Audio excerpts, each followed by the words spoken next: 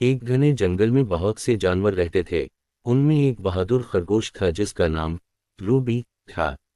Ruby हमेशा दूसरों की मदद करने के लिए तैयार रहता था और जंगल के सब जानवर उसे बहुत पसंद करते थे। एक दिन एक चालाक लोमड़ी जिसका नाम फीफी था ने जंगल के जानवरों को परेशान करने का इरादा किया। फीफी हर रोज जंगल के मुख्तलिफ जानवरों को धोखा देकर इन्हें परेशान करती थी। सब जानवर फीफी से डरते थे, लेकिन रूबी नहीं।